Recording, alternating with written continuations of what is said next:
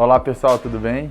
Eu sou o Matheus, aqui da área de Gente e Gestão da Solids, e hoje eu vim falar para vocês de algumas práticas do RH moderno que vocês podem aplicar na sua empresa, mesmo que ela não seja uma startup, seja uma empresa mais tradicional. São práticas totalmente adaptáveis à sua realidade. Bem, para a gente poder fazer um alinhamento de expectativas, né, antes de eu entrar em cada uma dessas práticas, no que elas vão ajudar vocês na sua empresa?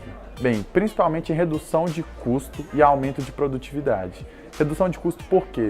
Porque aplicando essas práticas de uma maneira eficiente, você consegue reduzir a rotatividade da sua empresa e aumento da produtividade, porque aplicando essas práticas também, vocês conseguem aumentar a motivação dos colaboradores e os colaboradores mais satisfeitos a gente sabe que produzem muito mais e geram mais resultados para a empresa. Bem, hoje eu vou falar para vocês de fortalecimento da marca empregadora, automatização de processos de RH e vou falar para vocês também de desenvolvimento da gestão comportamental. Para começar, para a gente falar um pouquinho de fortalecimento da marca empregadora, é importante que a gente faça um alinhamento de expectativas, né? A gente cria uma premissa aqui. Hoje, a gente sabe que a geração dos millennials já é maioria no mercado de trabalho. E não é só um salário alto, uma posição de poder que façam que essas pessoas sejam satisfeitas do trabalho.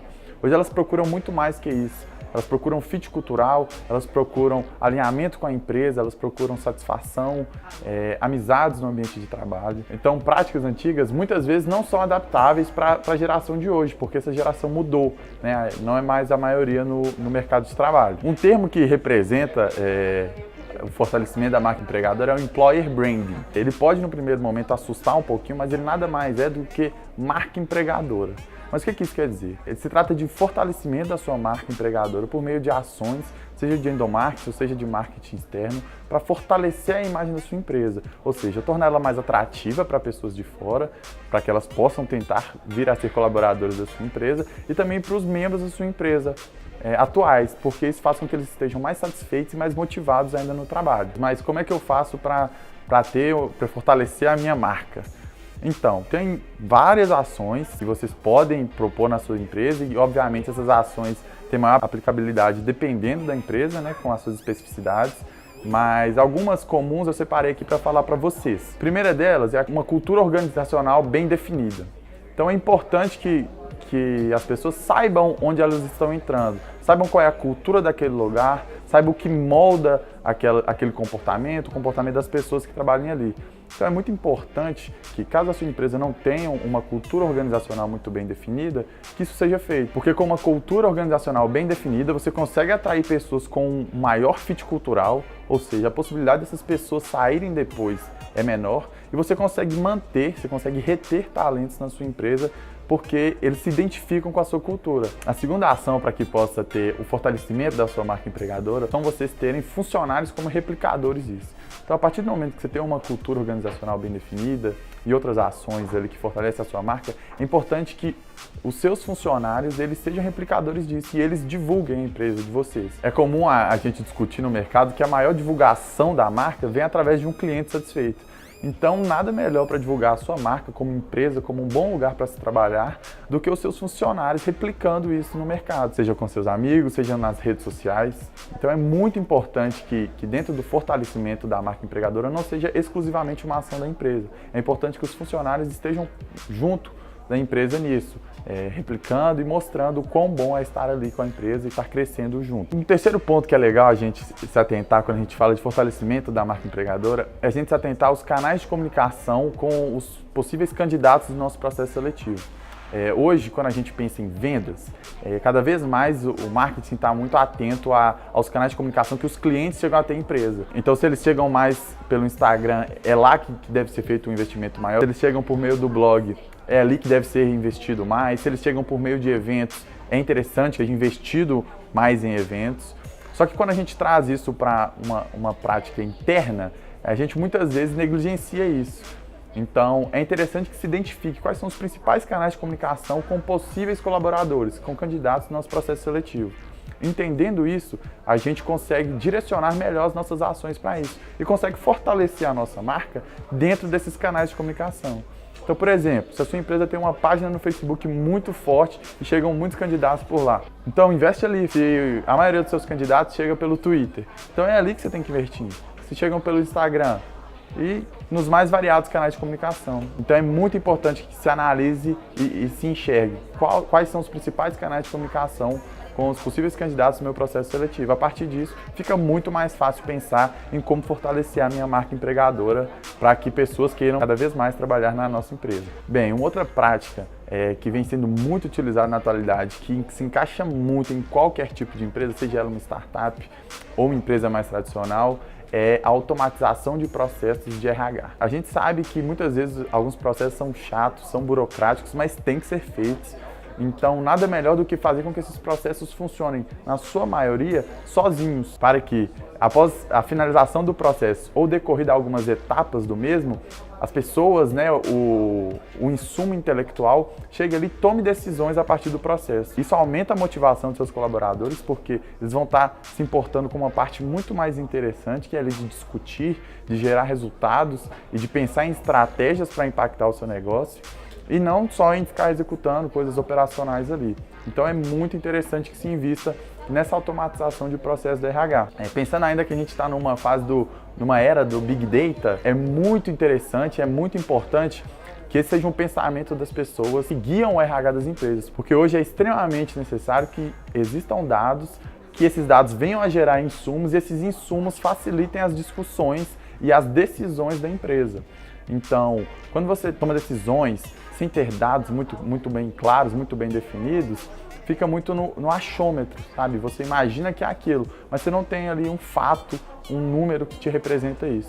Então, pensar no processo do seu RH, pensar na automatização do seu RH, de maneira que você consiga consolidar um sistema de gestão que gere dados consistentes, que você analise esses dados e consiga ter ali informações para você tomar decisões, é muito interessante.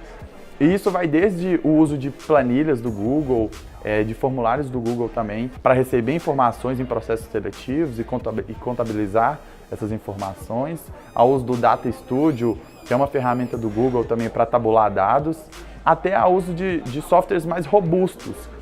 Porque pensa comigo, se você hoje não tem nada automatizado, talvez usar uma planilha é muito interessante para você, porque você já vai ter ali a sua informação, você já consegue fazer algumas análises e tudo mais, então, é bacana.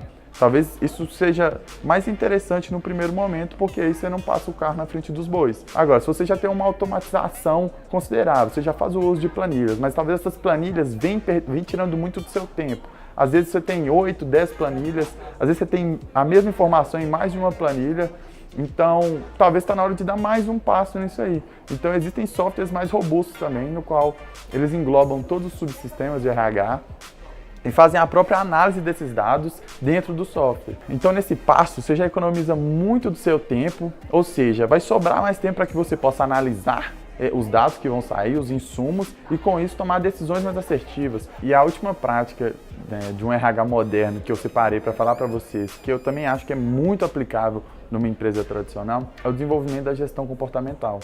Então, esse estudo sobre a gestão comportamental, como as pessoas reagem a estímulos, já é antigo, mas ele ganhou muita força nos últimos anos. Então, pessoas sendo diferentes reagem a estímulos de maneira diferente. Para que você consiga tirar o melhor dos seus colaboradores, é importante que você os conheça. Então, o desenvolvimento da gestão comportamental é um grande aliado. Além disso, o desenvolvimento da gestão comportamental pode te auxiliar em muitos dos seus processos do RH. Por exemplo, quando você vai realizar um recrutamento e seleção de uma pessoa, você precisa de determinadas características, determinados comportamentos para a vaga em questão. Então, o desenvolvimento da gestão comportamental facilita isso. Ele te faz enxergar melhor como um determinado colaborador pode reagir a estímulos daquela vaga e ver se faz sentido ou não ele estar ali. Além disso, treinamento e desenvolvimento de colaboradores, bem como a identificação de sobrecarga, de uma cobrança excessiva sobre pessoas. Então, a partir do momento que você tem essas informações e que seus processos estão automatizados, você consegue parar, pensar e falar, o que eu posso fazer para melhorar essa situação? Como eu posso fazer para reter essa pessoa? Ela gera resultados muito bons para mim, mas o nível de sobrecarga dela está muito grande. Então, nesse momento, o seu RH se torna de fato estratégico, porque você consegue parar e pensar, e não só executar processos. Você não perde seu tempo executando o processo, você investe ele pensando em estratégias para que possa gerar mais resultados para a sua companhia. Bem, depois de elencar algumas dessas práticas do RH moderno, é importante frisar que o investimento é muito específico e particular. Então isso depende do tamanho da sua companhia, do quanto você está disposto a investir. E um outro ponto também muito importante é que o retorno sobre o investimento muitas vezes é muito rápido. O mais difícil nesse processo é a gente enxergar qual é esse retorno. É interessante que você identifique o ponto que a sua empresa está antes de você tomar tais ações para melhorar o seu RH. Então, hoje a minha empresa está assim. A partir das ações tomadas, você consegue enxergar onde ela está. Com base nisso, você avalia, foram eficientes as ações ou não foram? E aí você pode pivotar, então você muda a área de atuação, seja um pouco, ou pivotar totalmente, mudar totalmente as ações que você está fazendo para fortalecer o seu RH, para deixar ele mais estratégico, e avaliando onde a sua empresa estava antes de você tomar tais ações e onde ela chegou, você consegue verificar qual foi o retorno sobre esse investimento, traçar novas ações ou aperfeiçoar essas ações que já foram tomadas. E com isso, seus processos de RH e seu RH em si se torna muito mais estratégico. Bem, pessoal, então é isso. Espero que o conteúdo tenha sido relevante para vocês. Caso surjam mais dúvidas, a gente aqui na Solid está à disposição para trocar uma ideia, para conversar um pouquinho e tentar encontrar a melhor maneira do RH da empresa de vocês se tornar cada vez mais estratégico.